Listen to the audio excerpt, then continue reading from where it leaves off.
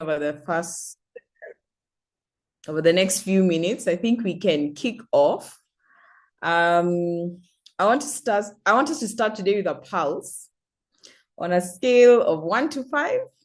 And the question of today is, how are you feeling coming into this new month? So today is gonna be a session where we listen to you a lot more, and we're excited to hear about your frogs and how they are going and the clarity you have around them, and um, also what barriers you're experiencing, so that we can be most helpful in the session today. So before we start, where is everyone's pulse starting out? So you can put your number in the chat. Where are you on a scale of 1 to 5?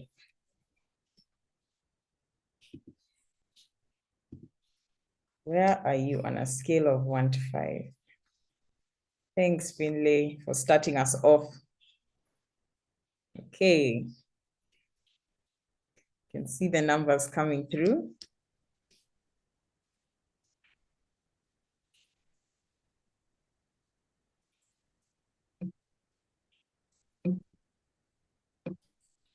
Wow, okay. Pretty high energy. No one is being affected by the cold today. All right. Okay, I'm gonna pick the highest person so far that I've seen in the chat is 4.7. Beverly, what is going so well in this moment? Good morning. I really thought someone else would be at 5. Hi everyone. Good morning. I had a good week. Thanks, Femi. Had a good week. Lots of cadences. Also got a lot of work done. I have so much to do still, especially because I'm going on leave as of the end of today. So at least for next week, I can calm my mind and not have day-to-day operations at the forefront. I can just also let everything we've learned marinate. Yeah, so going on leave, getting lots done, having good cadences, and it's my birthday on Sunday, so doing and feeling good. Hope everyone is good as well. Thank you guys. Thanks, Beverly. Wow, thanks for starting us off with so much energy. And happy birthday. I hope your leave is restful and the season just brings you a lot of joy. Um, nice. We are also happy to hear about the cadences. I'm sure we'll get into that through the session. Thanks, Beverly. Who else is at a 4 or nearing a 4? Let me pick someone. Oh, Beverly, did you answer the second part of the pulse? How are you feeling about March? Oh, March is when, at least in our industry in hospitality, it starts to really pick up. It's like ramping right up. So I'm excited to put all of the material into practice. I think it's a good opportunity to have like stretch, like something that's going to allow me to now really test the skills. So I'm excited for March. Honestly, it's been slow, like the start of the year. So I'm glad to have an opportunity to finally wake up. Like, please, let's start there. Finally. Wow. Okay. And you have come back, you'll be rested and ready to go. Nice. All right. Thanks, Beverly. Um, okay, so let me pick someone else who's at a 4. Christine of CK and Co. How are you doing?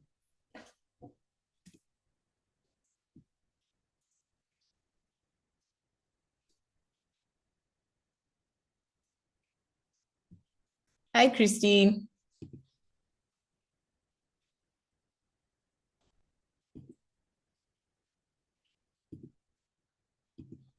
Oh, Liz, have you joined with Christine? Oh, she'll come on in a bit. Oh, okay. She's in transit. No worries. Um, Modoni from Stawi. You're at a 3.5. How are you doing?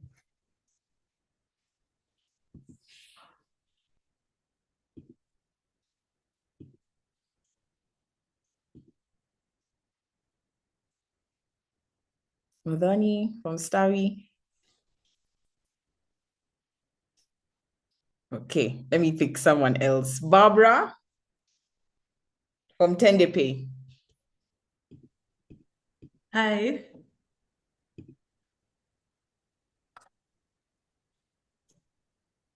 Hello, can you hear me?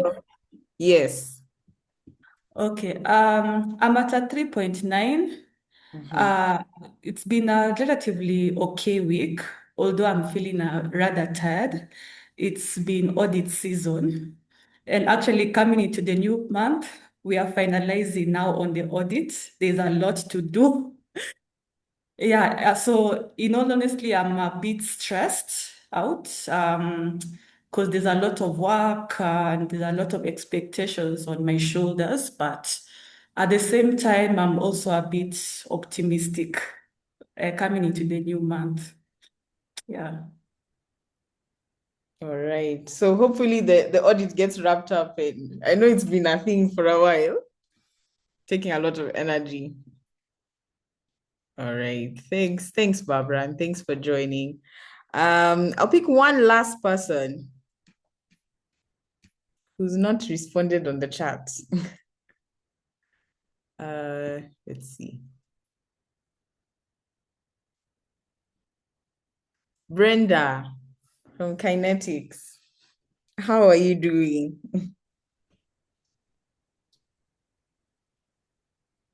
Oh, we can't hear you.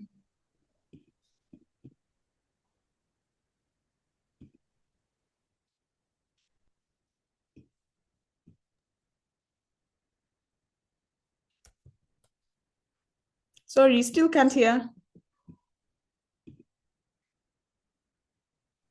And now, Yes, I can hear. sorry. I said I joined in a bit late. Yeah, sorry for that. No But worries. at 4, and we've had a really, really busy week. There are a couple of things that just we had to finish on. So I've literally been out of office with our clients the whole week. But yeah, it's still the early days of March, so at least it still gives you some hope to that you have some more time to, yeah, catch up on things and just still keep to your timelines. But overall, I'm doing good. Mm. All right. Thanks, Brenda. What will make March good for you? One thing. Oh, well, I'm actually going on leave at the end of the month, so I'm looking forward to that. Our pulse is connected to leave. Yeah. No, that's really good. Okay. Um, all right. I think generally energy in the room is quite high. Let me check on Ken and Koi. How are you? Where's your pulse?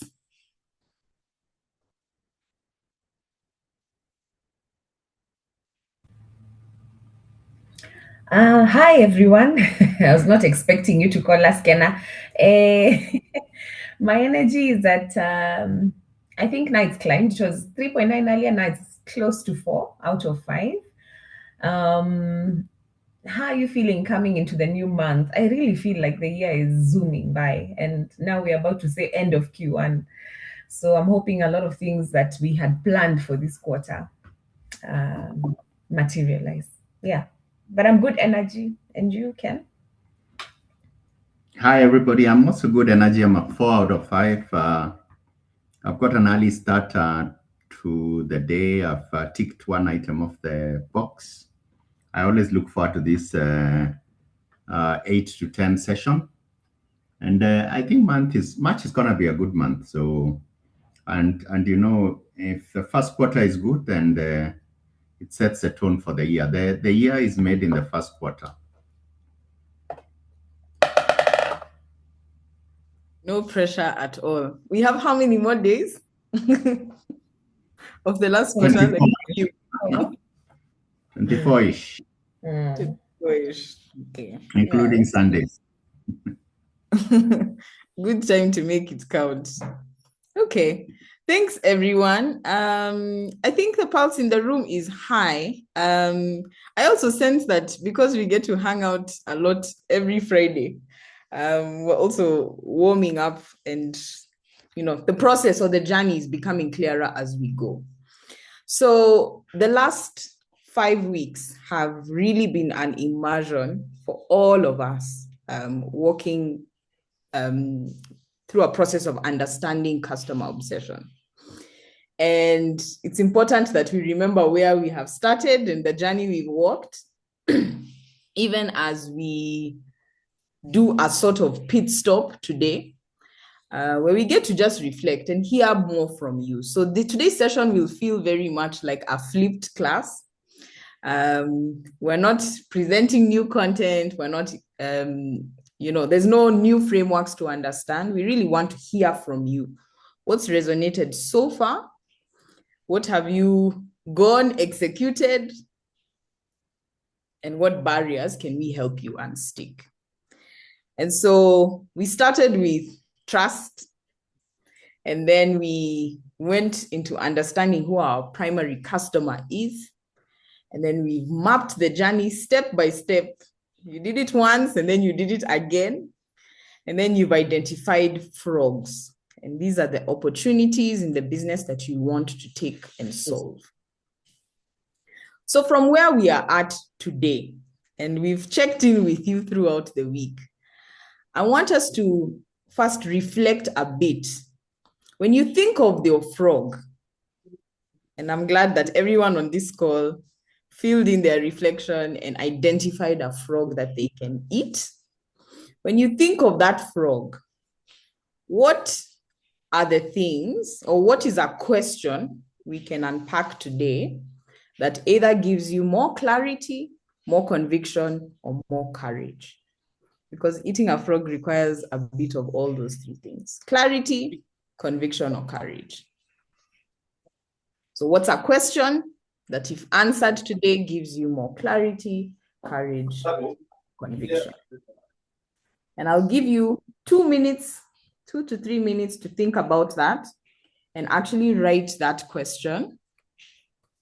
Let me ask the team how they want you to do that. Do you want them to do it in the chat?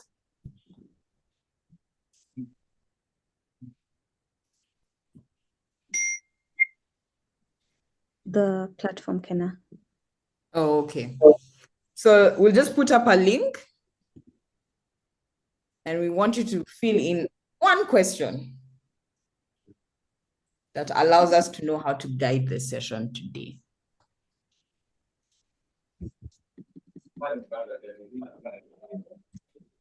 So let's put up the link.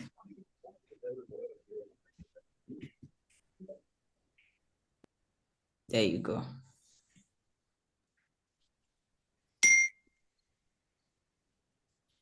All right, so it will redirect you to the platform. Shouldn't take too long, just 5 minutes. I want you to sit and just put in those questions, and then we'll come back into the session.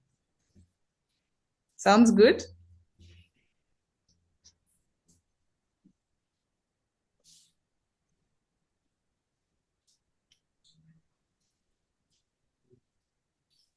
Cool.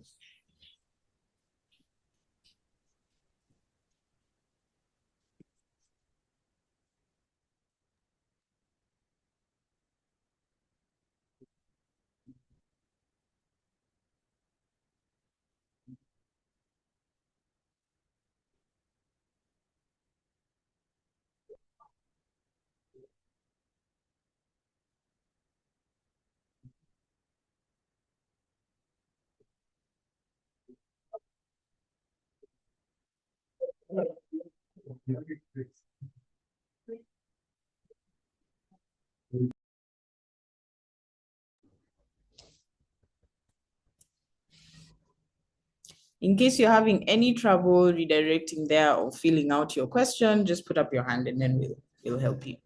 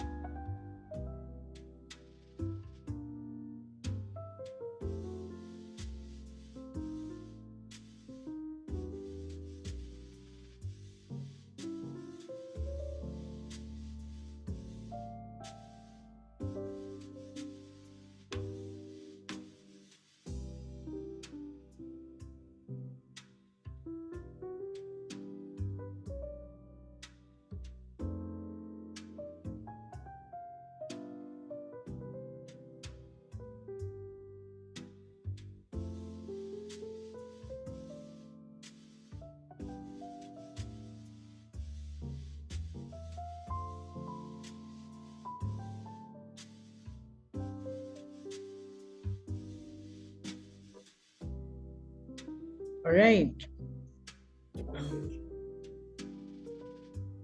Please go ahead and click submit if you've put in your questions. I think we're seeing 3 so far, so there's a lot more coming in. Sorry, Peterson, for the poor connection. You can actually respond here as well. The question is, what's the one question that if we discuss today gives you clarity, courage, and conviction on your frog?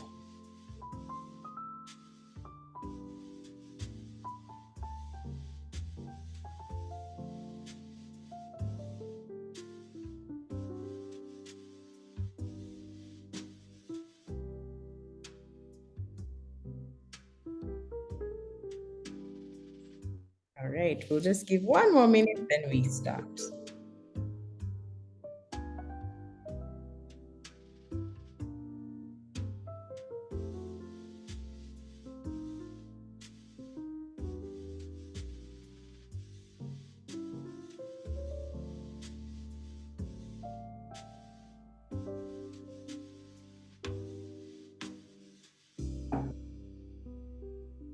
Okay. Good. I've seen a lot more come in. Thank you so much. You can turn down the music.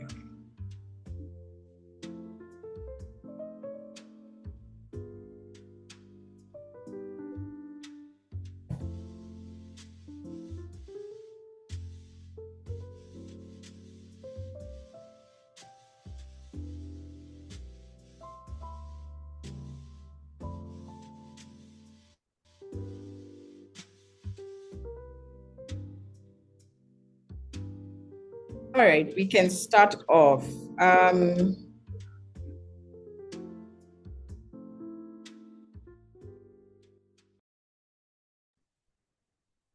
Okay, thanks so much for those submissions. Today, as I said, we want to listen a lot more to the journey that you're walking and help unstick some barriers. Offer, whether it's a framework, a way to think about it, a story that helps you frame your frog a lot clearer.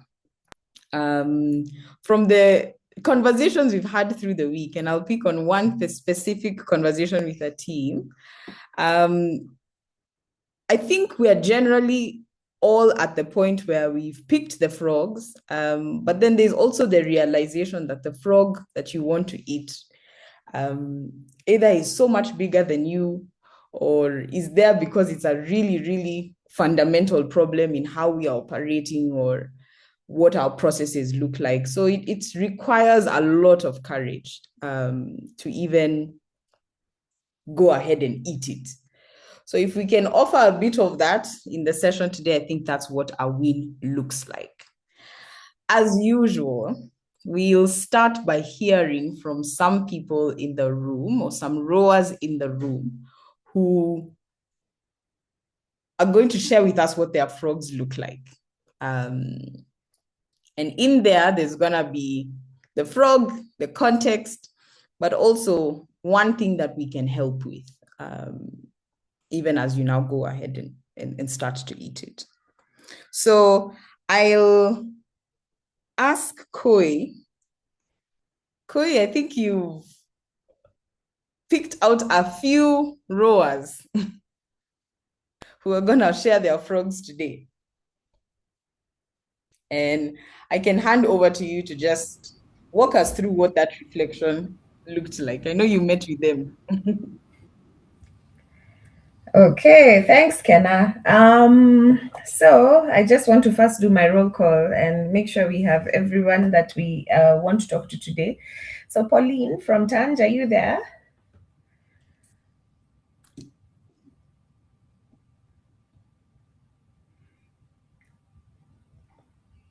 I thought I had seen her actually. Pauline. Yes, I think she's on the call.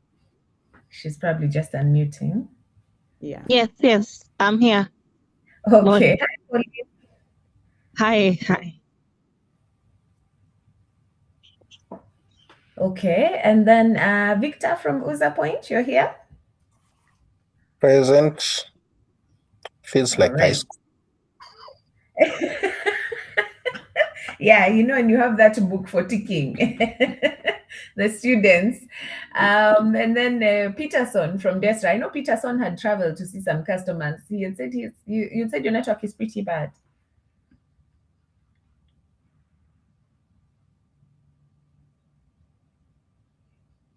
Peterson, hi.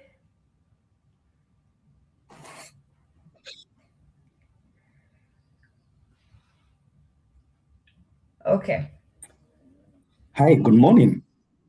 Good morning. How are you? I'm good. Wow, this is a bad morning for me. Oh, I'm in a Pauline, hotel. why? I'm in a hotel in Kagio, and there's no power. The internet is down. My network is also down. I'm trying to hotspot. Crazy. But nawashika tu kidogo kidogo, naenda nashika tu mahali nimekutilia. But all is well. For those who don't know, where is Kagio? Kagio is in Kirinyaga County. Oh no. Hey. I'm transversing the counties, eh? So Yes. yesterday I was in Odaya, today I'm in Kagio. Okay. Yeah. All right. We all the same, we are glad that you're obsessing over customers and you're on the ground visiting them. So what I'll do, Peterson, I'll start with, let me start with Pauline and Victor, and then we'll get to you, and hopefully your network will have stabilized. Sure. All right. So there's a couple of questions, and I'm hoping this session will not just be for the three of them, but for everybody, because from the reflections, I understood that everyone submitted their frog. So Pauline, I want to ask you, what is the frog that you identified? Hi, good morning. Morning. Morning. Okay. So the frog that I identified in Tanj was time mismanagement and not being able to clearly communicate with customers, especially it trickles down now from time if the delivery is going to be a bit late or something is not there that's supposed to be there, communicating to the client, to the customers that, oh, we are running a bit late, or this and this was not, we were not able to do that on time. Just that.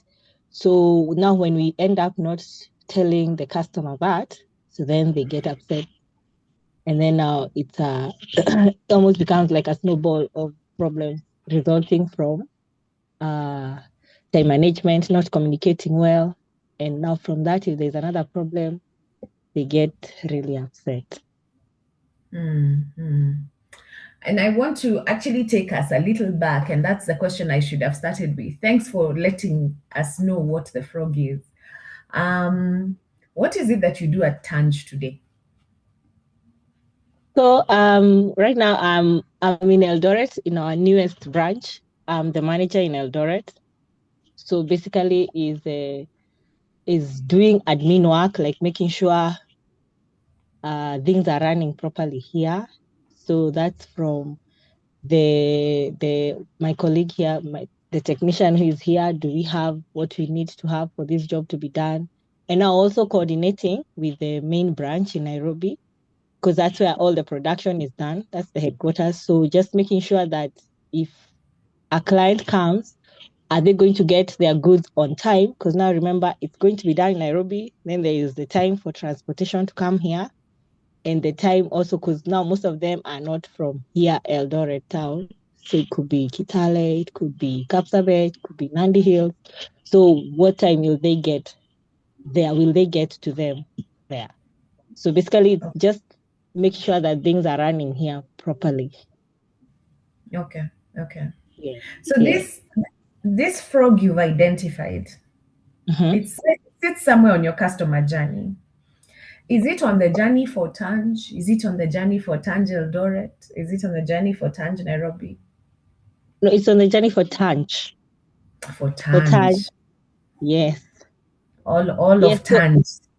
yes, because we like here Eldoret, we can't run alone, and also we have to work hand in hand. Every department is dependent on the other. So it's a chain from the person who talks to the client, to the person who processes the order, to the person who is bringing the materials, the person who is doing it, delivery, and lastly the technician, then now the client. So it's a chain. So the customer journey goes through, cuts across time. Okay. So you've identified as communication, the frog, which affects time management and affects delivery to the customer. Yes. Where does this communication frog sit in your customer journey? Where does it break the chain? It is delivery. The chain breaks at I think it's delivery, because after the product is ready, so let's say we have agreed we are delivering Friday at 10. So then we realize on Thursday that it's not going to be able to get there at 10. So now that's where now there is the disconnect of can we let the client know today instead of letting them know on Friday at 10?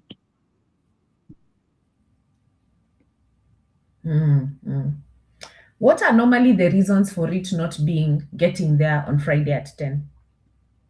So usually sometimes it can be maybe there was backlog of work that we were not able to do theirs at that time, or sometimes it could have delayed in maybe the person who received. Let's say, like, if I received the job and I know it's supposed to be done at this, communicating that this work for this particular client was supposed to be done at that time. So then the production, the guys who are stitching are not able to do it at that time. They're not able to plan themselves to have it ready at that time. Yeah. And also it could also be they didn't leave the shop. The person who is dispatching also maybe was not able to dispatch them at that time because they were engaged in something else. Okay. So what I'm hearing from you, the communication could have broken down with the person giving the person receiving the order and giving it to production. That is called what? Customer care? Yes, that's sales. That's customer care. Yeah. Sales and customer care. So maybe it's possible they didn't tell production, this needs to be ready for dispatch on this day. Yes. It could also have broken down with production just not finishing it on time because there's backlog of work. Yes. It could also have broken down with a dispatch person who doesn't dispatch it on time, so the delivery people don't get it to the customer on time.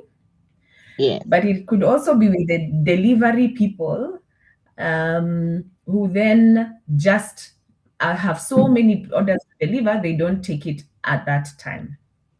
Yes. So it could either be sales, it could be production, it could be dispatch, it could be delivery. Yeah. Why is it Pauline's frog to eat? And Pauline is in admin at Eldoret. Why is it your frog?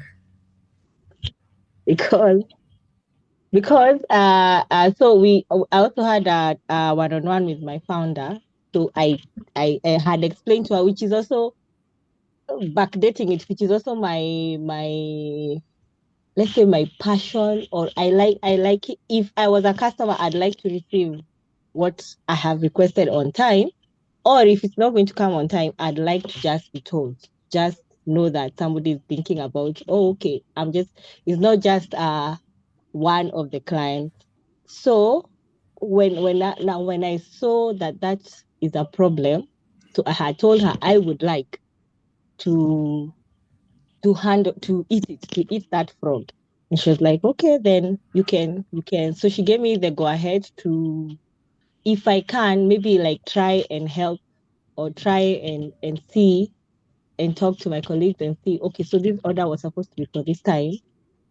When is it supposed to go? Is it ready? Does the client know if it is late, whether they are going to get it? So I decided to take it upon myself, because it will affect all of us. Because in the end, when the client is upset, she's upset with Tanj, she's not upset with delivery or sales, or yes, it will be Tanj. And now when we solve that frog, when we deal with it, then the process will be seamless, it will be easier. Even the workflow within the department will be easier. Yes. Okay. Thanks, Pauline. So before I put it out to the room, I want to understand, what is the cost of not eating this frog today? Okay. So the cost of not eating it is, first of all, no referral. Somebody might be so upset they will not refer us to anyone else. And even them themselves coming back to get our services again. And also now it's also demoralizing when the customer is not satisfied. So you should have done better. Because when now the customer is happy, you're also very, very happy, because you deliver what they like and you are happy. And they like it. When they look at it, they are not upset. When they look at their curtain, they don't get upset. You know that they are happy when they're happy. Yes. I also assume, like me, if you brought them late, I'd not pay you on time, because I'd be like, if you're not delivering on time, why should I pay you on time? Yeah, so now So also collection. balancing. Yeah, yes, because now somebody will be like, but you didn't bring it on time, so I'll pay you. Yes, so it goes back and forth. Yeah. Okay.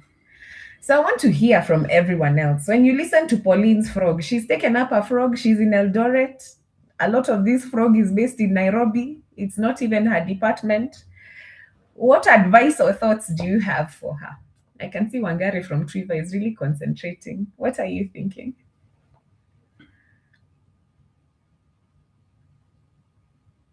No, I think I think I was just reflecting on my own frog. I was just writing down some points. Yeah. Okay. And when you listen to Pauline's frog versus yours, what insights have you gotten?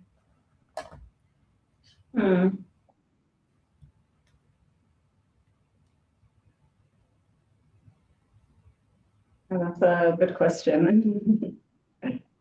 I think for sure, in terms of communication, that's always, I think for a lot of startups or businesses, that's a major issue or a challenge, especially when it comes to the processes and the breakdown of processes and the ownership of who is supposed to do what and where does that break down. So I think I see some similarities with Pauline and my own frog as well, which is, yeah, a big communication gap and a big process gap.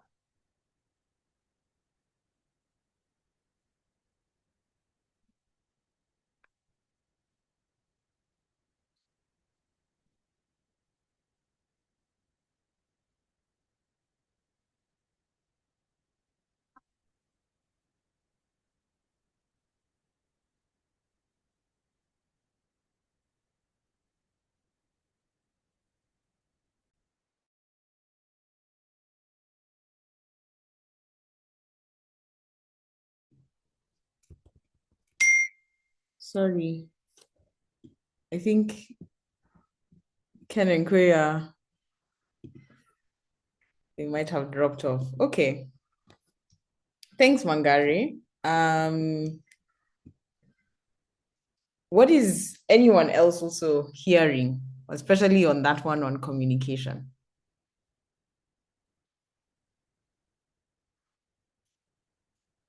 we realized actually from your submissions that majority of the frogs were in this bucket of communicating to the customer.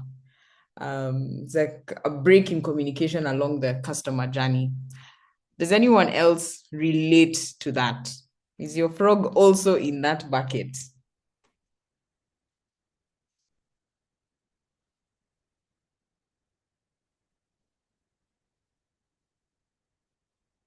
You can just put up your hand and share.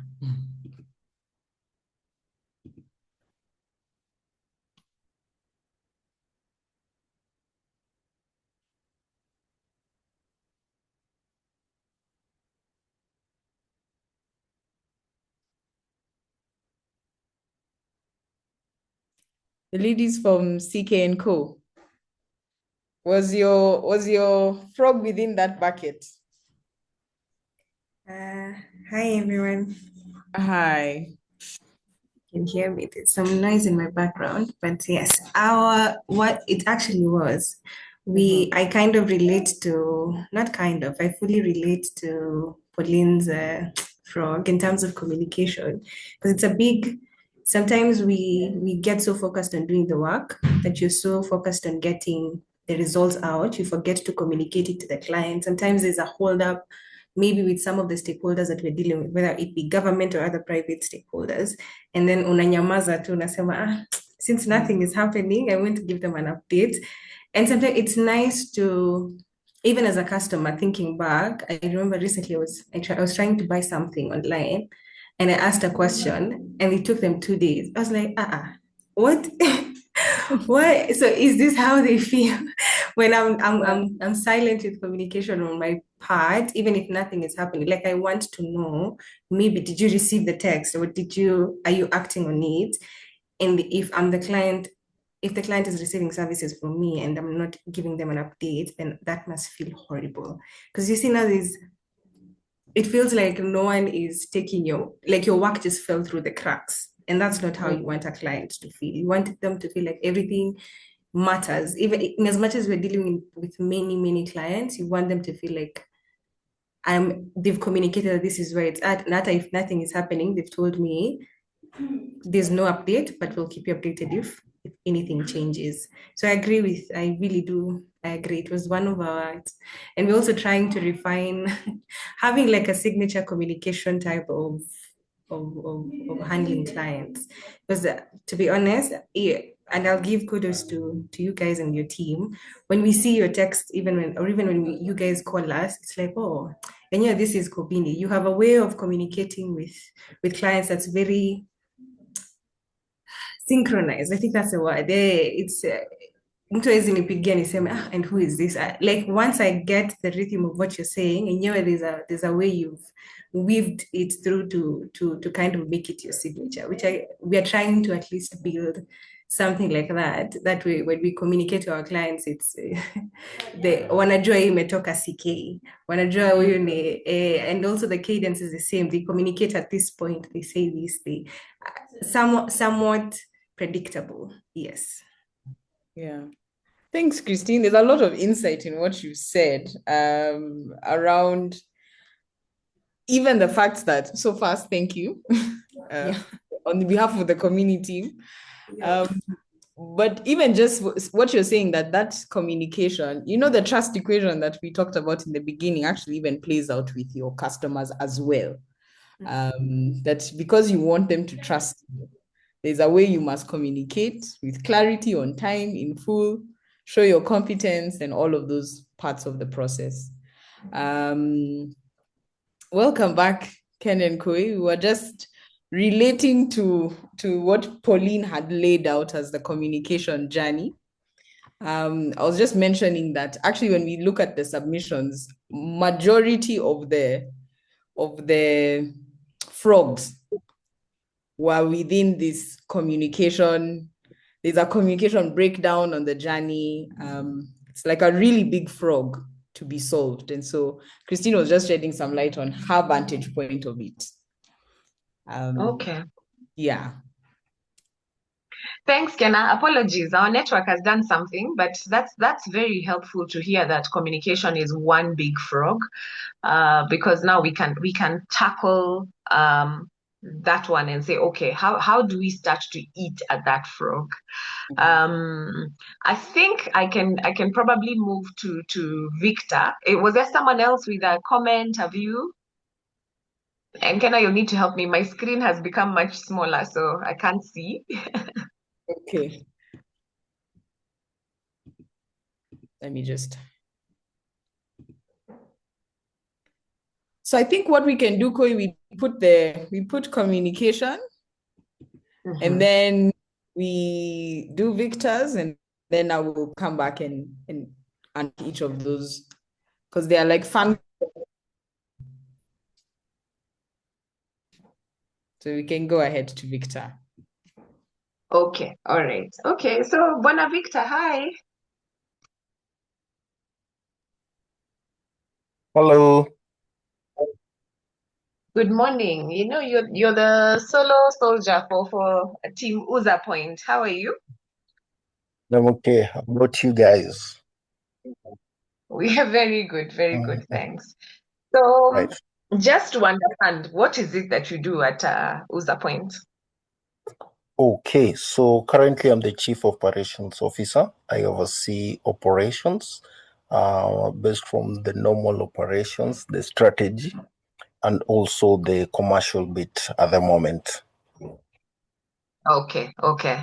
I like that you're emphasizing at the moment. So I'm assuming you're getting some help. Hopefully you have other roles coming. Yes. All right. What is the frog you identified as well? Okay, so as of yesterday, when we had the discussion and you said I do a little bit of more reflection, I had actually put it broader as a communication issue. But then after we had the chat with you and I went to dig deep, I realized actually it's supposed to be a culture issue because it's something rooted from the beginning where we might say it's communication just because it's a bit of it. But if you look at it keenly, like I said, I went back and looked at it, you realize that the problem I'm having is almost similar to Pauline's, but then it's really rooted into the system. So it has become a culture where the salespeople have a target, they go and overpromise and they oversell even what the system is not able to do. Then just how our journey works. And then after the salesperson has already made the sale, he gives it to the onboarding team. Now the onboarding team is supposed to onboard the customer and make sure that within 7 days, and they're able to be able to be using our system, which is a POS cell. Now, when they have the first call discussion, which we were trying to say, this is where you meet the customer's expectation, we realize that the onboarding team doesn't report if there was any exceeding expectation or not. They get the customer onboarded, they move forward. So it gets to me to the point of where I now want to speak to your manager. At this point, it's very, very late, and you need to It's do hot. what I need. It's very hot. Now, what I am doing now is firefighting, trying to make the customer happy, trying to also understand where the root of the problem is. And because, as usual, we are Kenyans, as much as you say that there is no refund, somebody will take you to maybe litigation and all those other stuff. So what you have to do is try to firefight. And now it has become so bad that now one of the things that I was saying is let's create WhatsApp group for customers to see on board. But you see, we already have 3,500. I wonder if we will create 3,500 WhatsApp group and try to see to get there every day and try to firefight.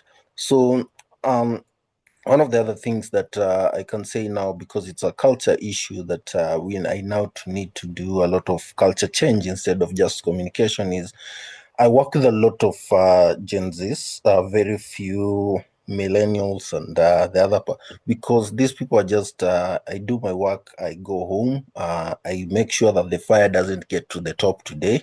Tomorrow will sort out itself. And from the overpromising point of view, is my founder himself, as I was saying yesterday, I'm an insight discovery coach, is yellow, is sunshine yellow and cool blue. So he tends to have these big, nice, very nice ideas that he communicates to the team, and the sales team pick, oh, the way I'm telling you, Abu can sell pork in Saudi Arabia. So that's what the salespeople have picked it up from. So they're able to sell these things anywhere, and it makes it hard. So you sell, and I sell. He sells the vision to us, and the people pick it up. They sell the vision to the customer, not the real product of what we can able to do right now. Really a bad thing? No, because we always say tech should catch up with us at the moment, but then sometimes we get overwhelmed because we can only stretch ourselves as much as we can be. Now, what comes to a little bit of clash is when you tend to hire, people tend to hire people they are more likely in terms of color energy. And most people have found Abu was hired as people who tend to have his energy, which is sunshine yellow. Now, I come in with a different perspective. You know, sunshine yellow makes fiery red very, very tired because they are always just talking and not doing. And I'm a fiery red on my end. I just want it to be done right now and be gone. Yeah, please be brief, be quick, be gone. And that is, I come in, even sometimes, like when you say we have one-on-one, I've just tend like, because I'm a coach, I tend to now understand, but I would feel much more of the meetings tiring because there are more visions and more, instead of just being quick, let's get to the point and go.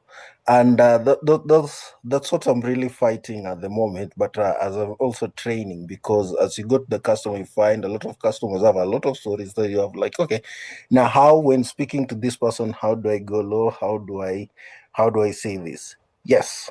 Thanks, Koi. Thanks, Victor, and thank you for making us laugh. I agree. Abu can't sell pork in Saudi Arabia. I want to hear from your colleagues, everyone else in the room. What question or comment do you have for Victor as we unpack what his frog is? He says he thought about it. He thinks it's deeper than just communication. He's identifying it as a culture issue. Where you tend to overpromise as a salesperson, then you're like, I see Victor will sort it out at some point with the customer. So long as the fire has not blown up today, we're good. Any comments or questions? Please put up your hand from the room.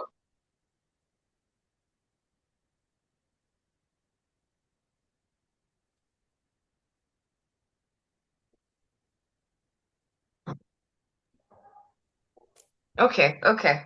Koi, let me maybe add something there. Yes. So just from some of the priming submissions, and the way I understand Victor. Lost. We've lost you, Ken, a little. Oh. Hey, today the gods of the networks. What is happening? Has she dropped? Yeah.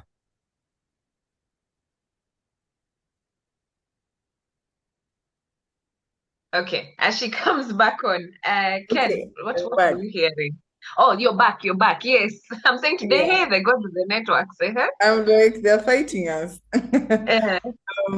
Okay. No, so someone's submission just talks about how sometimes you can identify a frog, but it's such a big structural change in the business that also requires you to contradict or basically you have a different opinion on it from your founder.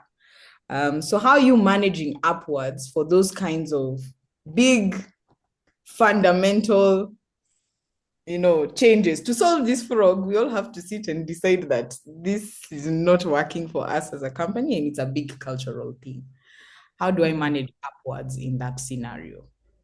So that's just summarizing from one of the it could be communication, it could be another thing, but you have different perspectives. Yeah, you're right. And for sure, because you see, Pauline started saying, but actually when I went to my founder with this frog, we are aligned, it needs to be fixed. Now we need to guide her on eating her frog, but there's alignment there. In this case, Victor will need to go and sit with everyone and say, okay, this is what works about the sunshine personality, but this is what doesn't work. And he'll need to communicate up and also communicate with the rest of the team. Let me hear from Ken. What are your thoughts when you listen to Victor's frog?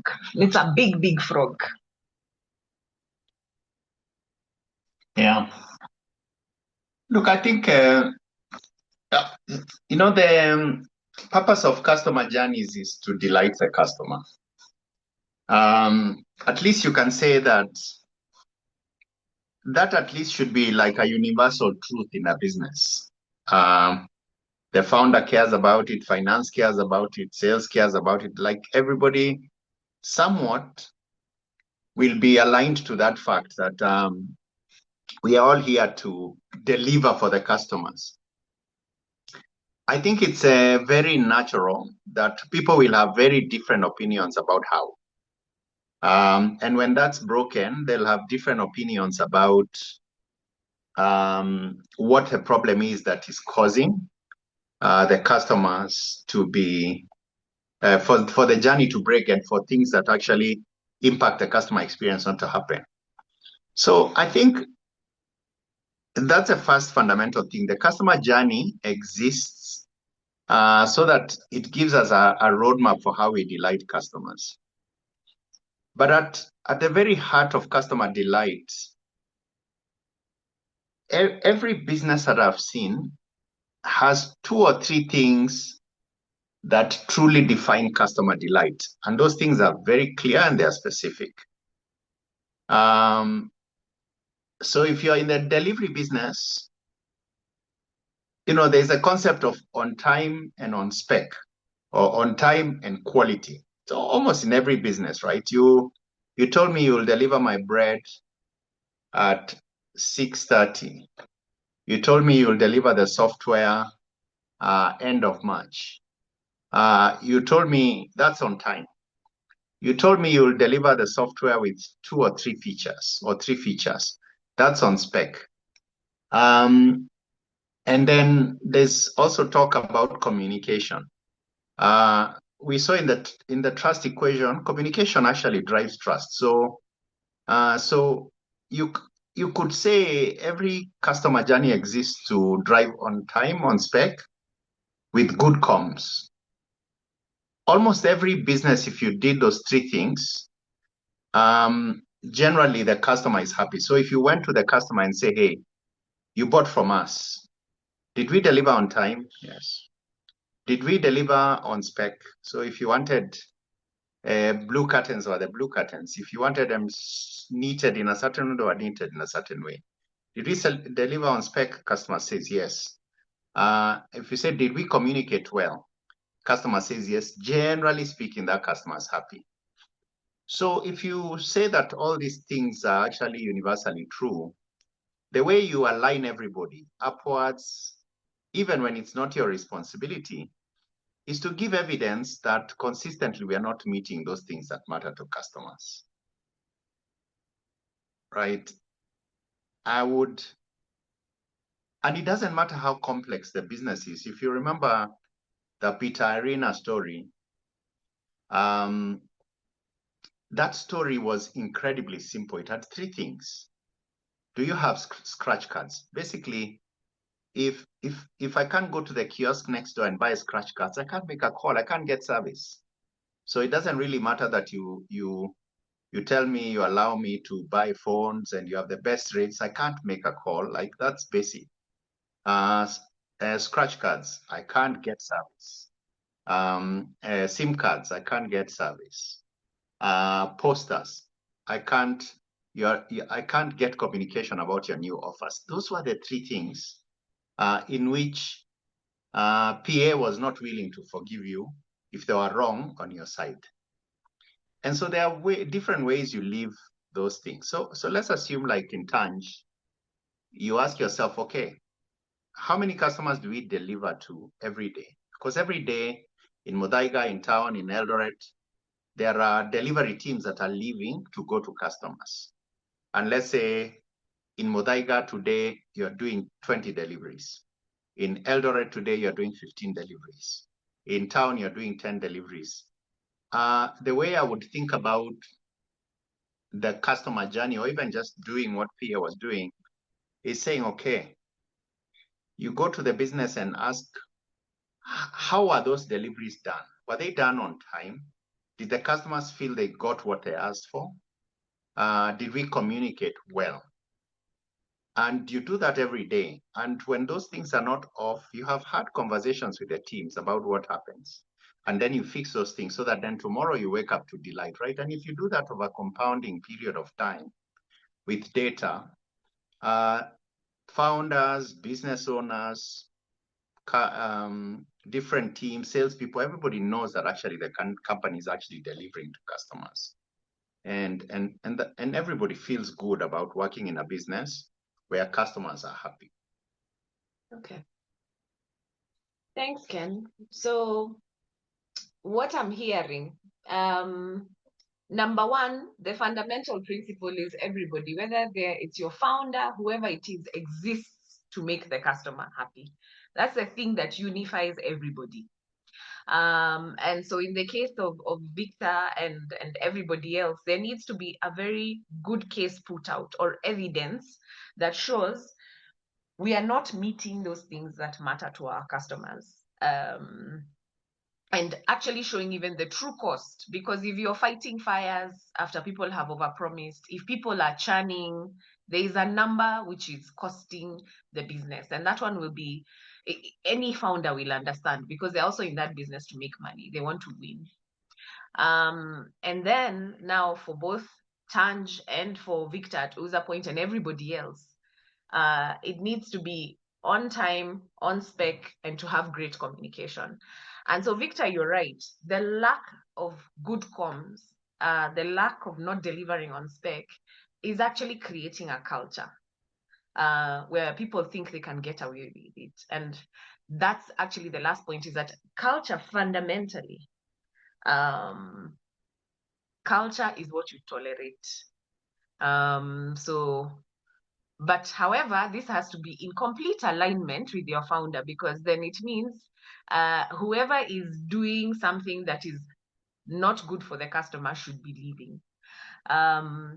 But Ken, if you were to put yourself in Victor's shoes, because Victor is not the founder here, there needs to be some alignment. So he has prepared the evidence, and then what? Yeah, I think once you prepare the evidence, you make a case for the founder.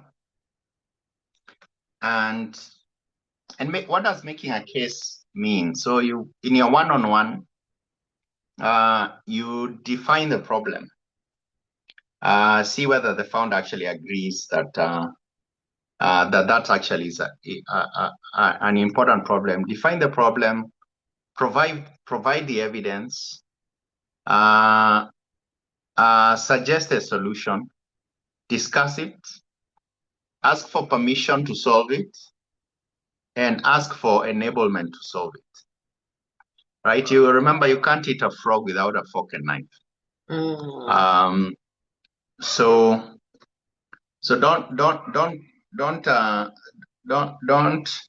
don't surprise the founder. It's his business.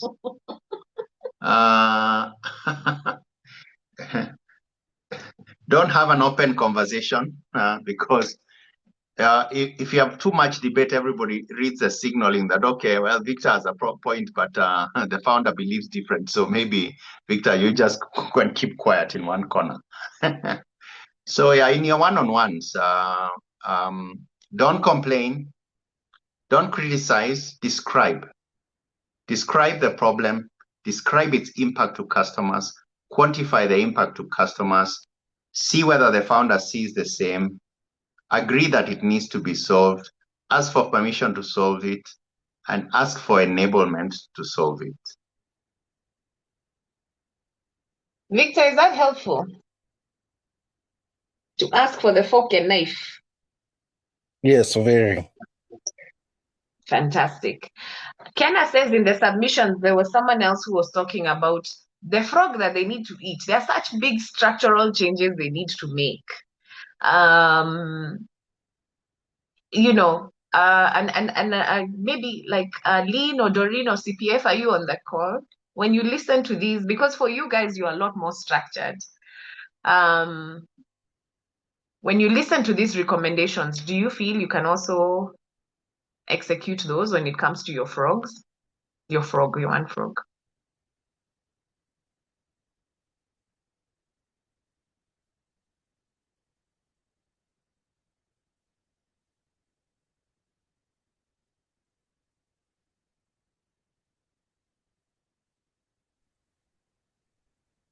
Hi, everyone.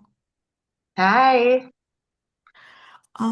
So yes, listening to the conversation, yes, we can definitely eat the frogs. I'm also learning, it's quite interesting because when you think about it, when you think about our frogs,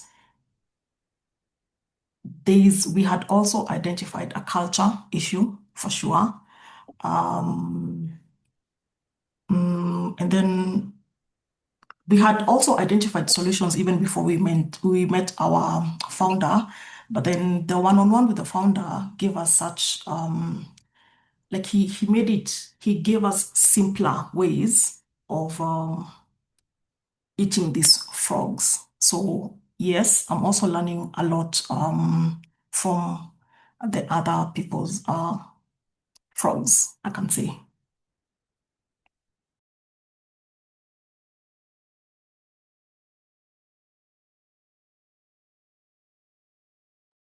All right, thank you. Thanks. I think I can then move on to Peterson, and I'm hoping that anyone who has a question, because this is going to be a forever hold your peace conversation. You need to own these frogs going forward. So I'm hoping everyone is understanding their frog, identifying it very well, getting conviction on why it's important to solve, and how they need to get the fork and knife by getting permission from their founders. Peterson, how are you? Let's check your network. Good morning.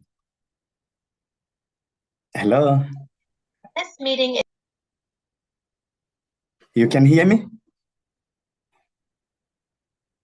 Yes, Peterson. Sorry, we can hear you. Yes, tell us about your frog. First of all, I'm sorry, today I'll be off the camera, but that doesn't warrant a reward for those who are on camera. It shouldn't be diverted to anybody else. That is my reward. Remember, I've been always on camera throughout, but I am experiencing a challenge, an internet challenge. But I believe I'm not the only person experiencing. Even Koi and others are still experiencing that problem. So Kena, your reward ni yangu. Now, before I start off, I would want to tell Victor something. A salesperson is always a salesperson. And a salesperson who will not overpromise, keep in mind that is not a salesperson. We must try to overpromise so that we get that job. So Victor, wachana na watu wa sales. Number two, I want to echo back something about communication, because we also have a problem in communication. I will touch it in my story. And I want to relate this with a broken clock analogy, whereby the provider will give the correct points on what need to be done, but the people streaming the information down there, they'll have to compromise or maybe collapse the information. And by the time it is reaching to the final person, you can understand what will happen. And this is where you're told, I need a lemon. But at the end of the day, what you receive is a lime. So the broken clock analogy clear states what the issue of a communication can be. Nonetheless, I'm great. I'm full of energy. I'm at 4. I had indicated that. And I'm looking forward for a greater weekend, having served that week with peace. Number two, I'm still in customer journey, and I'm getting obsessed with these customers. So basically, the Komini program came to change the minds of many, including Peterson and others. And I believe my colleagues in Dessra are here. So basically, the issue of customer obsession is fundamental because we are really trying to understand the customers more. At the end of the day, these are the people who pays. These are the people who makes any other company to generate revenue. And if today we are not taking care of these people, then we can term ourselves as people who are not in business. My frog is a big one and a giant one, let me say so. And this frog is payment. And in this frog, you must understand that it's a frog with other small frogs. So ni mtoto ni mama na watoto wakiwa wamechanganyika ndani yake. And this frog is ideally affecting our business. Maybe for those who doesn't understand where I come from, we bake breads. And if you did not take a daylight bread in the morning, please get used to it going forward. It is a nice bread. That is what we manufacture. And I'm looking forward to having customers like you. And because you will understand my story, I'm pretty sure that you'll be paying. Oh, thank you, Francis. The daylight bread. Great. Now, we produce, we supply, and we expect payment. But along that journey, there comes a challenge. We will produce, yes, and we will supply the orders that have been given, but in return, we are not getting what we expect to get, and that is payment. And we have tried to identify what might be the problem. And just the other day, on Tuesday last week, we had to sit down as management, at least to identify this frog. And one of the things that we identified is the frog has been existing since time immemorial. The company is over 6 years down, and that has been a challenge forever. Initially, the founder and the management thought it is a quality issue. It wasn't. The founder thought it is accessibility issue. The founder went ahead opening more branches, going near to the customer. The frog still exists and now becoming big, you know. The founder thought maybe the way we are handling issues branch-wise, let's devolve functions so that we see whether the frog will not exist, but it still exists. We have gone further even to, change Safaricom from till number to pay bill to see whether maybe that is a challenge. It isn't. So we have done like everything possible to see where the problem is. But after our meeting on Tuesday, we said, let's get out. And I'm telling you this, apart from the CEO, any other person in management is out in the field. And the feedbacks that are coming since Monday, it's more or less the same. So ideally, we have identified one of the issue is rate delivery, whereby the customer will tell you, yes, you brought your supply. At what time? Oh, they arrived at what time? They were here by 10 a.m. What do you expect me to do that hour? Maybe across everybody in this program, at what time do you take bread? hata watu washakunywa chai na ni saa 3. So basically meaning if you cannot get your bread or your breakfast early in the morning, don't expect to get it later the day. Okay. Now we went further. We want to understand this rate deliveries. What causes it? Okay. Order submission comes in time. Invoicing team process the documents in time. But when it comes to dispatching time, the challenges start there. When you see clarification from the branch managers, the reason why the dispatch was out in time, but releasing of that vehicle took time.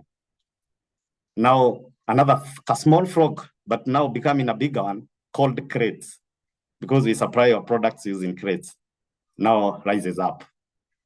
Where are the crates? The sales team did not come with crates. Why? They were late yesterday, so the customer was left back with some crates. Oh, it becomes a cycle. And once it is a cycle, you are unable to know where to start, because something that is a circle, you don't have a weak point to start from. But anyway, we decided we will work out differently. And during my one-on-one with my founder, she promised that we will source some more crates, which is a good idea. But again, even if we source some more crates to salvage the situation, how sure are we that these crates will come back? Now we will get the new crates. After, still in the story, you'll be told that the manager will tell you that by the time I was ready with everything, the dispatch was ready, the product were ready to be loaded, the truck had a breakdown. Oh, another problem. So how are we going to handle all these issues at a go? You have a vehicle or trucks that have issues. You have less crates. And still, you want to make your customer happy by delivering in time. Now, I reflected back and I said, when Peterina was visiting the market, the 3 questions of, do you have scratch card?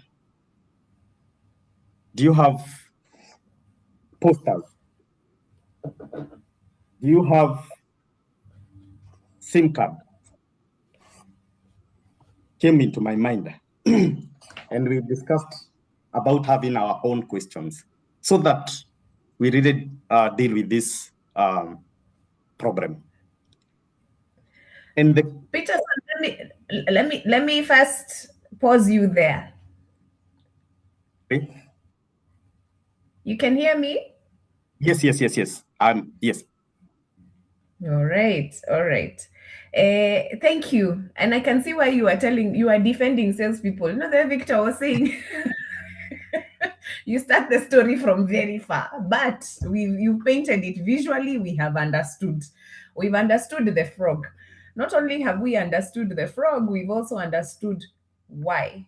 You are solving for it differently. But when you went and asked the customer, then you understood it's because this bread comes at 10 a.m. For sure, no one is taking their bread and tea at that time. So a customer cannot pay you for bread they have not sold. Yeah. And there's a couple of things that are coming across because it's important that we take care of everybody.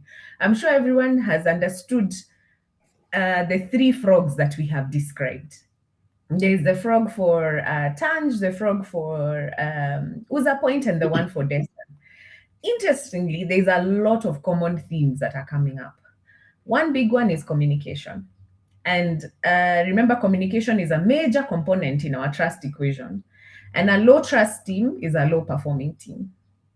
The other thing under communication is how do you manage upwards around your frogs? I think that's been a common theme, and Ken gave us some points which I can see Kenna has summarized on the chat, which everyone can read and take that up. Those tips are usually very useful, especially that thing around don't criticize, don't attack, describe, so that it is an objective conversation. Now, something else that is coming up around communication is, how do I deal with a frog that cuts across multiple departments?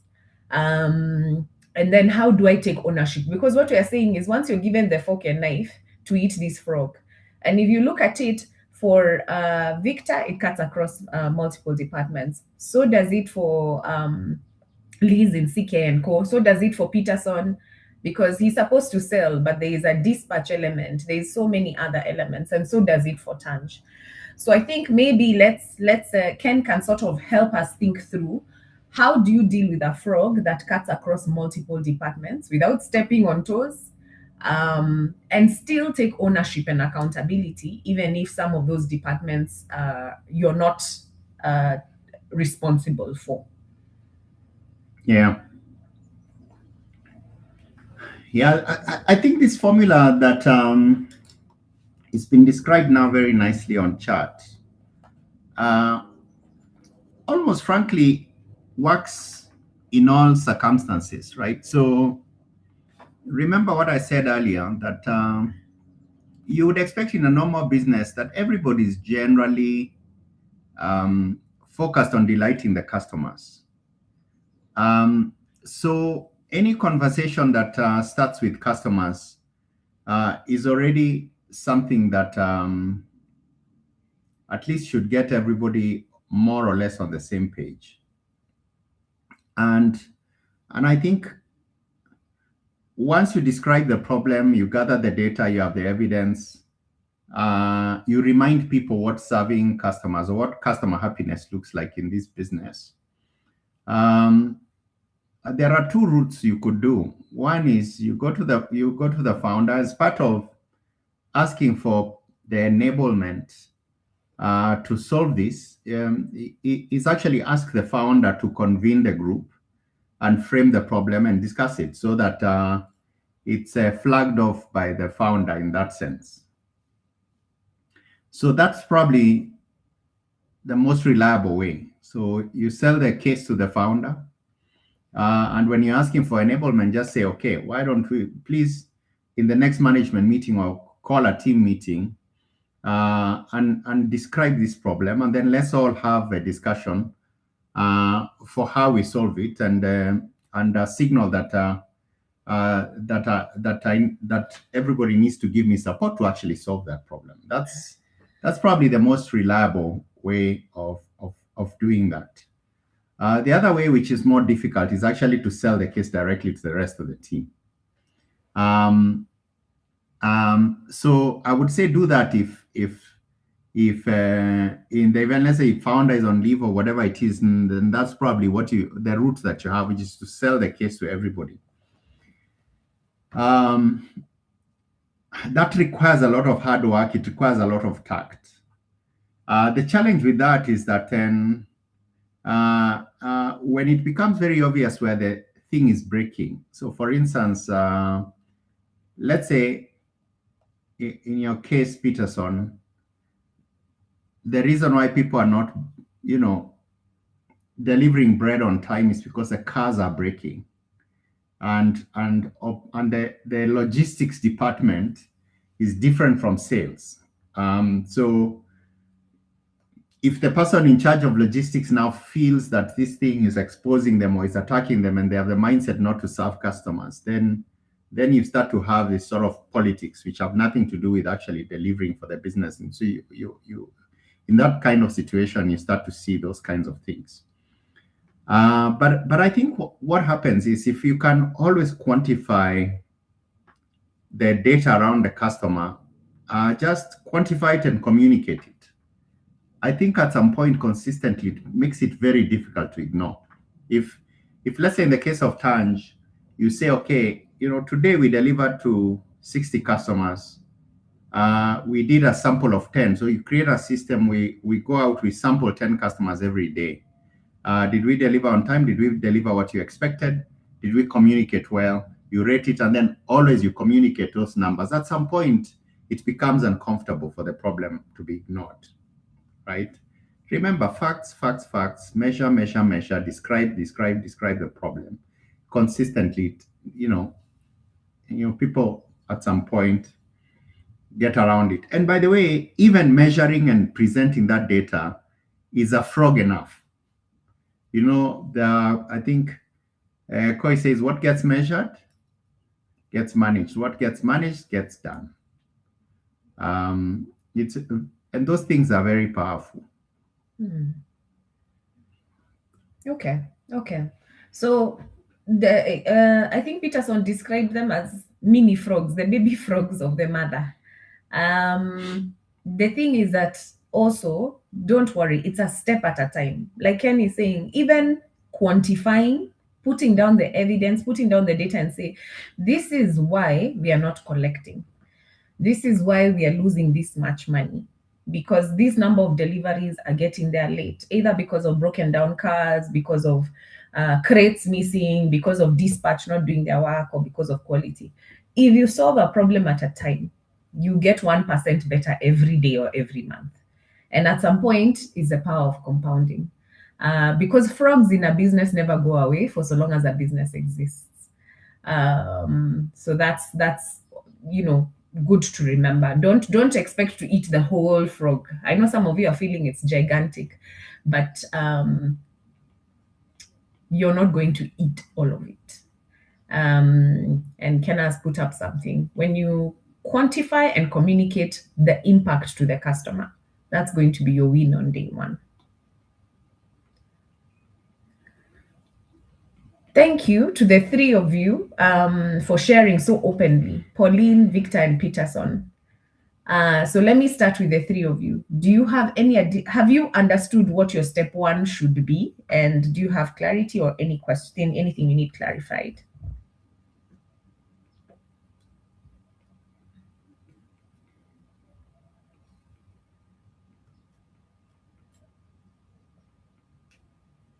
Hi, Pauline, I see you unmuting.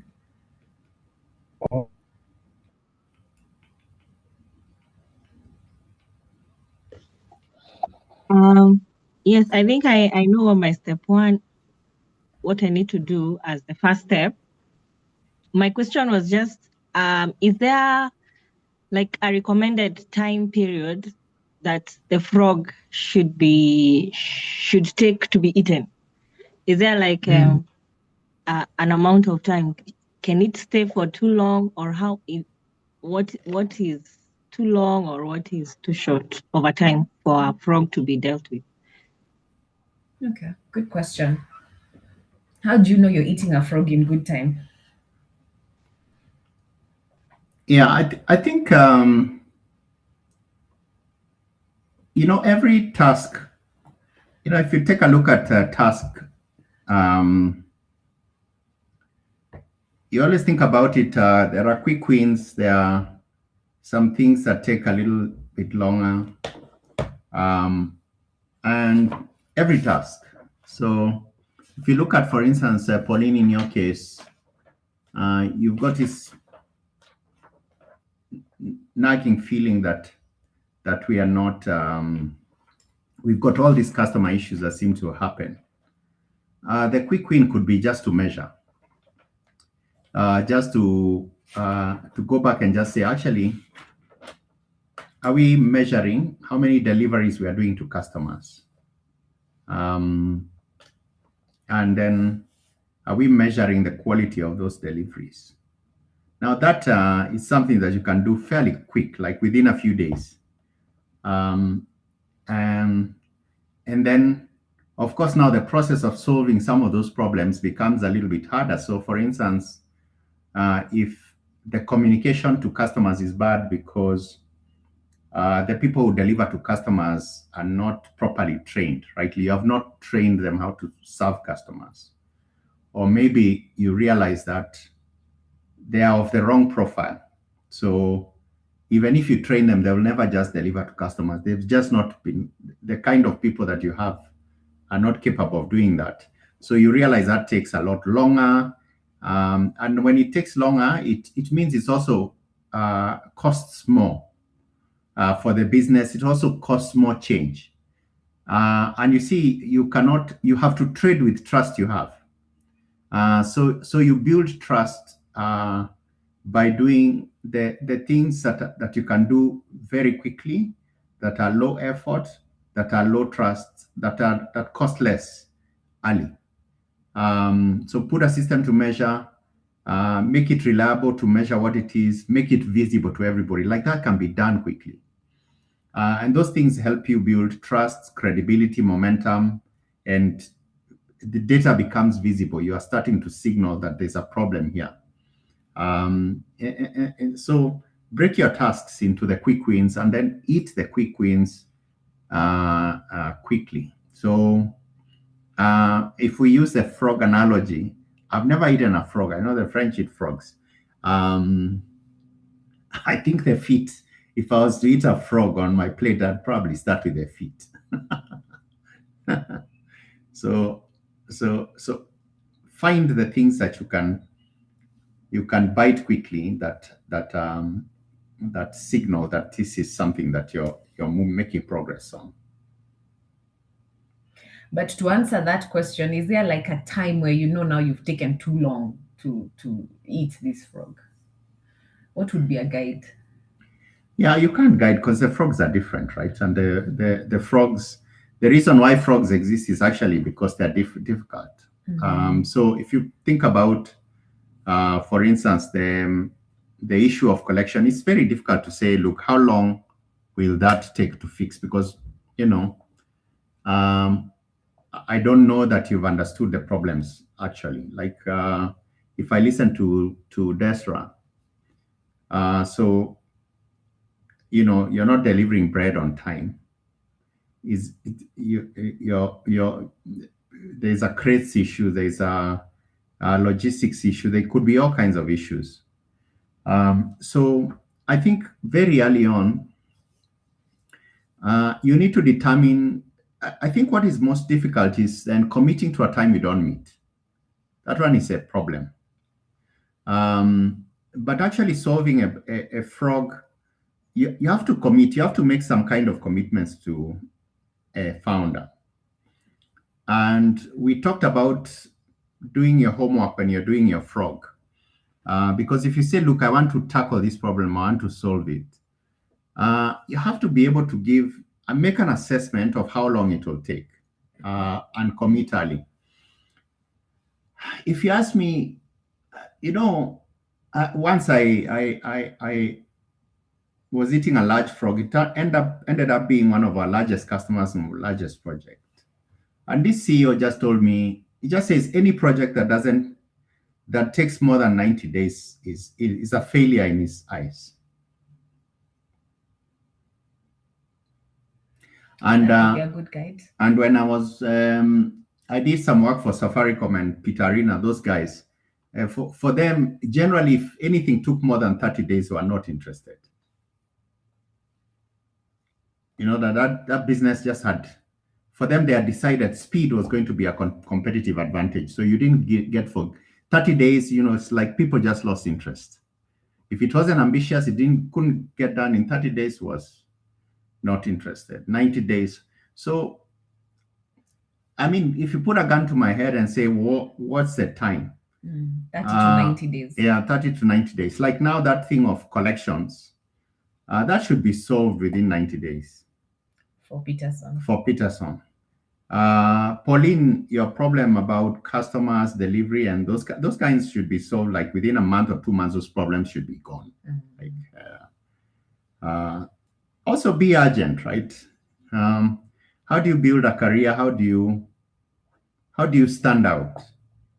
You have to, if things are affecting customers, you also have to move with a sense of urgency. Okay. Thanks, Pauline. Before I move to Victor, we've not heard from some teams. Faith and Gerald of Kinetics, is there, what's resonating?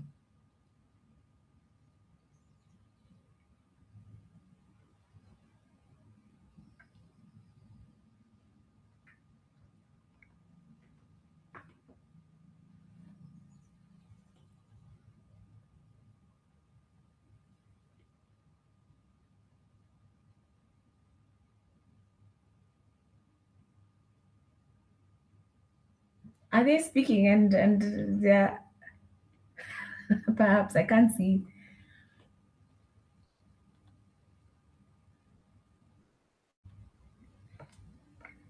Okay, as they're getting to unmute, Katrine of Tendepe, when you look at your frogs, the ones you identified, what's resonating? Morning. I hope you can hear me. Yes, quite well. Yes. So this has actually been quite enlightening. So Ken mentioned actually one of the frogs that exist that might exist is measuring, and actually that is the frog I chose to tackle myself, because now when I was looking at all the two small frogs that Peter was talking about, they all were they were frogs because we were not measuring. There's no measuring that we are doing, so that is why those frogs were coming up. So that really has resonated with me. So I feel like when we measure, I think finally I'll be able to identify that this is actually the problem that I need to solve. Yeah, and you collect your evidence. Thanks for sharing, Katrine. How about Naum of Twiva?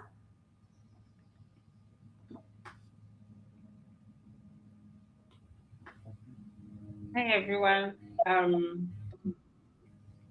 I'll say I've had a lot. I've been taking notes. At least on the chat box, we have a lot of insights and a playbook to follow by. So I've been writing down and making sure I don't miss anything. But I'll say from my end, I think I need to go now and think again more and more. I think there's someone who mentioned, I think it was maybe Victor, who mentioned that they began thinking all this was about communication, but then when they went back to reflect, they actually realized it's a culture thing. So I also think maybe I need to go back and just narrow it down to what it is actually. Okay. All right. Thanks, Naum. Abigail from Stawi.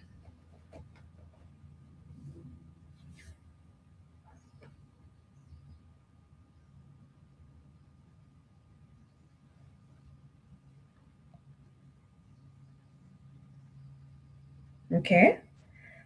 Maybe Brenda from Kinetics, you can sort of like. Oh, is Simiyu, is that Abigail? Just realized that are related to already converted customers. Do the frogs apply to the pre-onboarding stage? Actually, yes. Thanks for your question. They definitely apply. And if you listen to all the stories, they realize that communication frog from the customer journey started from, like even Victor was very clear, it started from sales. When that person went on the ground and what they promised the customer, they overpromise even features that are not there. And then after that, now it went to onboarding. Onboarding, they're like, my targets are based on onboarding. Let me just onboard. We kick this can down the road. And so that frog actually, like in Victor's case, starts from the very beginning, even before they bring, by the time their customer meets their brand or potential customer, already that frog exists.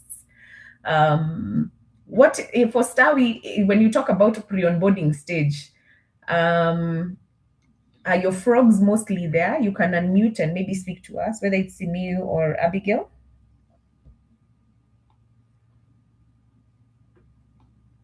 Okay. I'll speak based on like what I had. So for me is like the way the company has positioned itself, or how we did like choosing our customer, or like who is our ideal customer. And we said that our ideal customer is a customer who is able to, like, we are able to take them on a journey. Of course, we are an events company and like employee experience company. So we'd like to take them on a journey that includes like all the trainings, the team buildings, all the events they have, and all that. And then, so like the partners we have,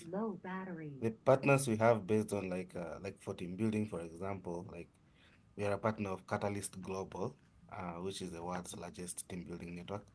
And the products they have, like for something like team building, it's more like gamified learning and like not similar to what the market has. So you will find that most of the time, like um when we offer a quote to a customer, it will be high, very higher, a bit higher than the market rate. So in my opinion, that is something that I can consider a fraud, because we find out that like we all our customers admit that we offer like really good quality, but then when it comes to our rates, they like there's a bit of a disconnect there, because we lose a lot of customers in our pipelines when it gets to that stage, when now like we're talking about the price. Yes, we have seen your work. Oh, you guys are really good. But then this is why I was asking whether the frog applies to the pre-onboarding stage, because my whatever the problem I identified is like at this stage, we have a lot of people in the pipeline. They are very interested. We have seen your work on social media. We were referred to you. But then when it comes to the rates now, like like they are not willing to, how do I put it? To maybe there's that line between like we're getting really good quality services versus the price and the actual market rate of someone who will just do like someone if you just tell them like I want AV, they don't care about the experience, they just bring you the stuff as you requested. So the thing like now the frog for me would be, should we stick to our I should call it our archetype, uh, or should we consider this a frog and actually stoop down to the level of whatever the market like the regular market providers are offering, and have like that kind of a lower quality offering for the customers who want that. So yeah, that is something that I was thinking about. So yeah, I don't know if that is clear. It is very clear, and thanks for sharing. So for so long as uh, an issue affects your customers and it affects your ability to get more business, it is a valid frog. Whether it is in the pre-onboarding stage, whether it is on onboarding, whether it's after sales. So that is a very valid frog. Now, when you listen to what we're saying, because that's an issue where you need to manage upwards to be aligned with your founder, and then also to discuss with your colleagues in terms of their perspective and what they think. And the first thing is to measure, is to actually say, when we look at our pipeline, how much business actually does not get closed because we have chosen this type of positioning, this type of partnerships, and this type of customer archetype. And by the way, even in this country, there's a customer for every price point. If McKinsey Global gets business in this country with corporates where they pay $250,000 a week, they are not going to come and knock on the doors of Komini, but they're going to knock on the doors of Equity Bank and KCB. So first, it's not that the customers are not there, but you need to have a conversation around why have we chosen this path? And you need to start from a point of measuring where you say, actually, Simi, you are in sales. Are you in sales?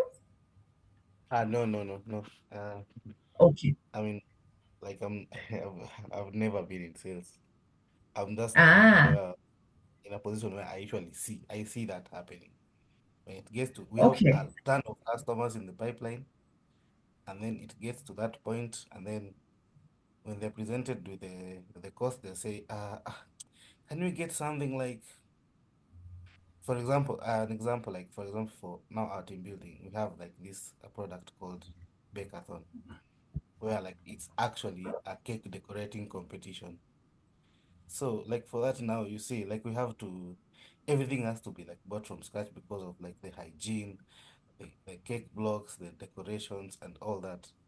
Where like someone reaches out to us and they say like, I've seen your work on like maybe social media, or you've marketed all that, and then you offer them like stuff like that, and then they're like, oh, can we get just like tag of war and all that? But that is not what we do. Like, where have you seen tag of war in our social media? So like it's very difficult to now, like, I don't know, like, is it us who are marketing wrongly? Should we market in a way that filters out all those? But also at the same time is an opportunity to get money, right? So like, Mm. should we just drop all this, like whatever we are considering ourselves as our archetype is not every man. We are creatives and we'd like to go out of the box and just drop it and just be like Walmart and say, everybody come in. And if you want tag of war, we'll give you tag of war. If you want this, we'll give you that. Like something like that. Okay, okay. Ken, you want to say something? No, I love the questions you're asking, Simiu. They are very, very important questions. Especially because you're not in sales. Yeah, Yeah. especially so you've got a vantage point where you're seeing all these things. Question for you, Simiu, is that a frog you would like to take And to own. and to own? Because you're asking all of the right questions. Well, technically, I've already started. I've already started. There's gold at the end of that frog. It's something that I've So he's already already started internally to handle. Just like looking it in the angle of like in the market we have like these high quality suppliers that we use. Like they never compromise on quality. But then how do we reduce the price? Do we look for lower quality suppliers as well? Or you can't find cheaper suppliers who are not quality? So that's the angle I'm looking at it. I'm trying to find out how to solve it, but it's not easy. Of course I'm ready to own it and like tackle it, but it requires a lot of alignment, especially from the founder, because I know they know the company is their baby and they know how much I don't know if they want to see their baby do tug of war and all that. So yeah, it requires a lot of alignment. It's something we're already talking about though. Okay. Okay. All right. All right. It's you started the right way. I am hoping you've started with measuring, and now I just wanted to wrap up with thanks, Simiu. Thank you, and we're going to keep tracking with you to make sure that, because it's a big frog you've chosen, but it's a very valuable one. There's a lot of gold to be mined at the end of the journey. Sorry, Koi. Yes. Maybe I can just, when Ken, when you say there's gold at the end of that frog, what is that you're seeing? Such you can, we also give Simi a way to think about it, to be excited about it. Yeah, so yeah, the questions that he's asking, if I think about it as a founder, what am I hearing? I'm hearing that we're sending out a lot of proposals. We are not winning as much. So if you think about what do you measure there, that, when you're building the evidence for the founder, you go back and analyze and just say, how many proposals do we send in terms of number of proposals, to which types of company and value? How much do we close? Normally, in a business, you should close somewhere between 20 and 30%. So if your close rate is lower than that, then it means actually you're not closing enough. So that's first data point. When you look at that data point, it might tell you that, for the kind of premium customers you have, you only have two choices.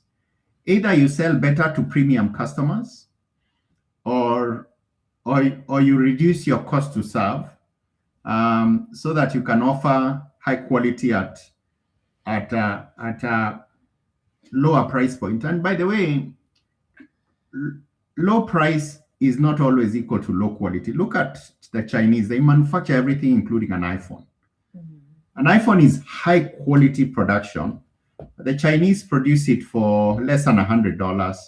Apple sells it for $1,000. So you could also change the thinking in the business and just say, look, if the customers we love want to pay $100, Bob, we are not, at the moment, we are only able to deliver at 90, there's two options. You learn to convince customers to pay 200, or you look at the cost of delivery at 90, and you obsess over bringing that cost to 50 at high cost. The Chinese have done it. Other people have done it. It's possible. Safaricom has also done it. So that's what I mean. It's like that discussion, it's such a valuable discussion because it shifts the way the business operates. It shifts a fundamental strategy of the business. That's what I mean, low cost. And it has a huge revenue impact. It's a kind of thing that can double or triple the revenue of the business.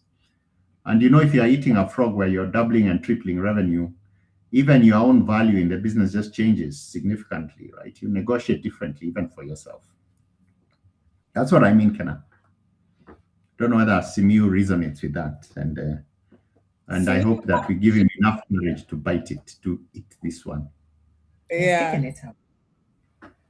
How does that framing make you feel? I feel like it's exciting, but it's like also facing a really big mountain. So let's see how it goes. Yeah. Okay. I just want a thumbs up from Peterson and Victor that we're good, and then I can hand over back to Kenna, or if they had one last comment. And thank you. Thanks, Victor. All right, back to you, Kenna. I know you want to finish on time. Yeah. Thank you so much. I think the discussion today has been very lively. And even picking on this last question that we've unpacked with Simiu, your case, and this frog that you've uncovered, which is a really high value one. The way in which this builds out is that we want to help you quantify the impact of your frog. So that whatever you're eating, you're able to say, this is the impact I'm creating. It also gives you a very different way that you show up. I know Simiu on Monday is going to go and say, okay, what are the steps that are required to actually eat this thing? Because I want the gold that's at the end of that journey. Now, where we've walked so far is defining. The next month, as we go into the month of March, we're going to focus on something called metrics and cadences. So how are you measuring? As Koi has said, or actually I put it in the chat, what gets measured gets managed, and what gets managed gets done. That's going to be our guiding statement over the next 2 or 3 weeks, where we get you to really quantify metrics. I like also that through the discussion today, we've identified what is the step 1. A frog must be eaten in pieces. Step 1 is about collecting and presenting the information of how this impacts a customer. You just need to put that in front of your founder, put it in front of your team, the ones who said, I'm managing a frog that sits across multiple buckets. How do you give everyone visibility on how this actually affects our customers today? If you can bite that part of the frog first, the rest really compounds. So don't think of your frog as one big mountain. Start with that first step. How do I get everyone to believe? And that just is describing. I hope the guides in the chat have been helpful. We'll put them all together and share them after this. They will be on the platform, just so that whether your barrier is ownership across the journey, or managing up to your founder, or just different ways that you need to think about your frog, you'll find just mini guides like that on the platform as well. I want to close by showing you how we want to document your frogs. So this coming week is your break. There will be no reflections throughout the week. We want you to now go and just simmer in everything that we've talked about for 4 weeks. But there's one last task that we want you to do. which is to fill out your frog on the platform. Now you'll have a conversation. Some of you have already had the conversation with your founders. But even as you clarify out of this call, we want you to just put that on the platform. And I'll ask Femi to just quickly, in 2 minutes, run us through what that looks like so that we ensure everyone is together. Can everyone see the screen?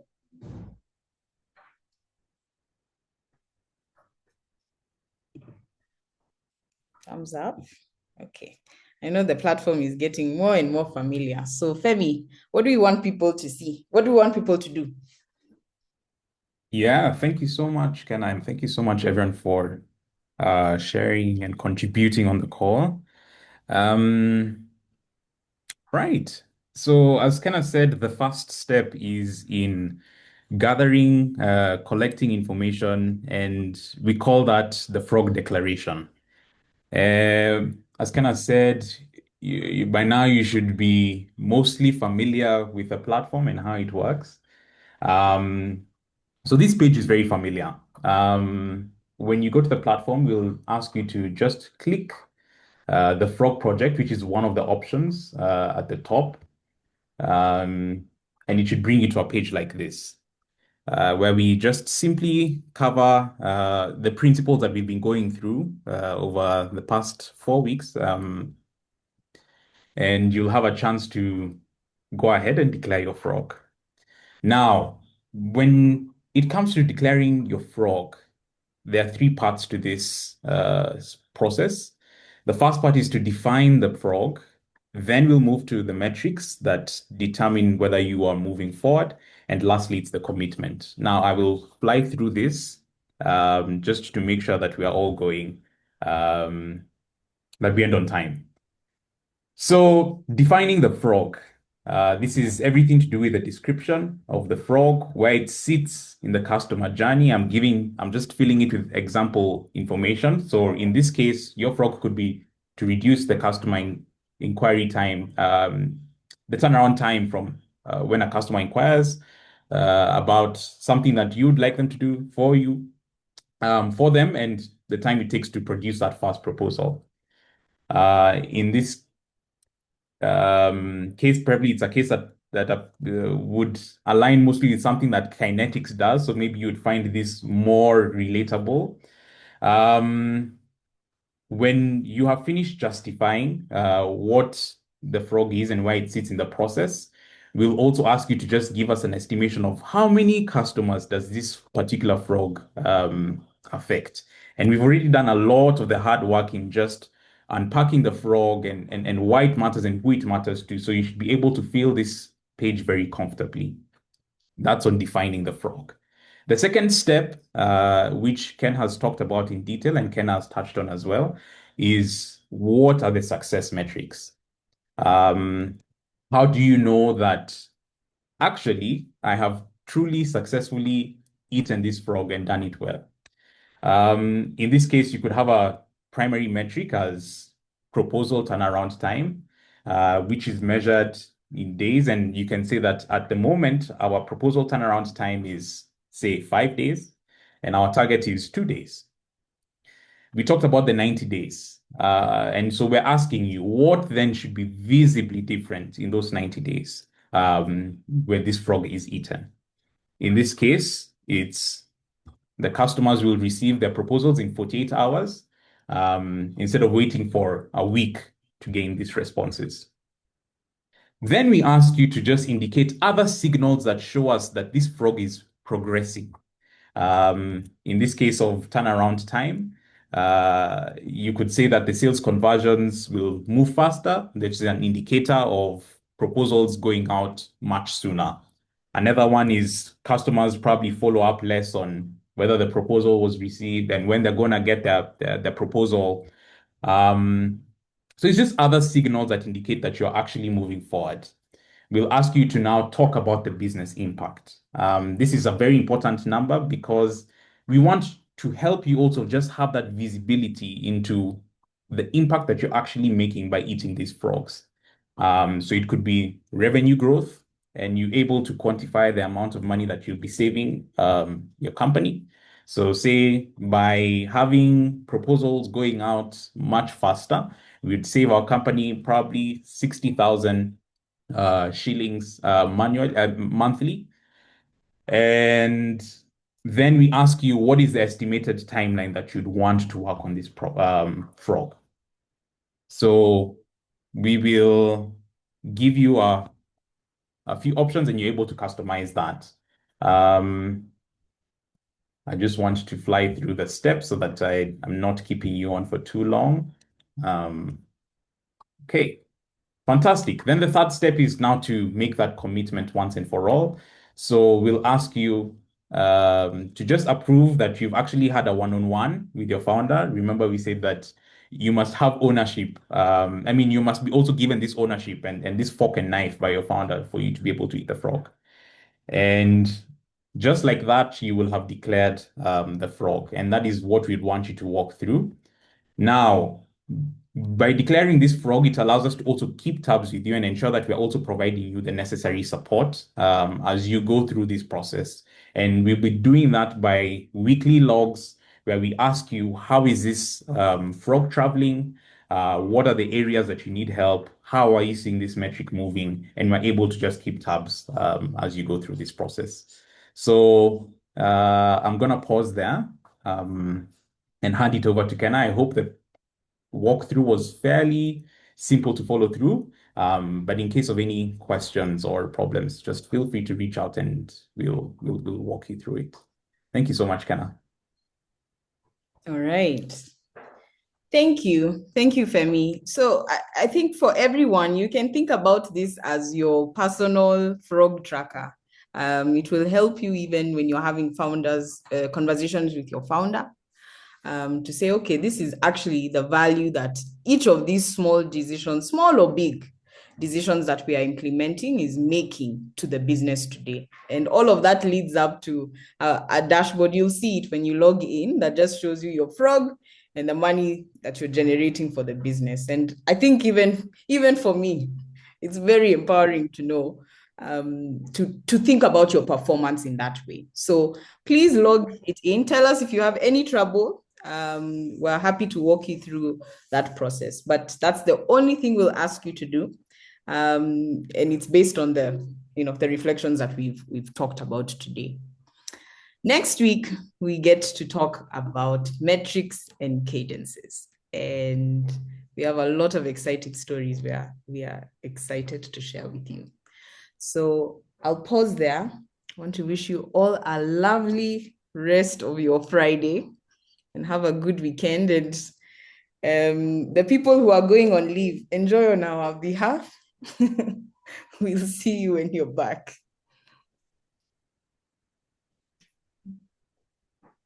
Bye.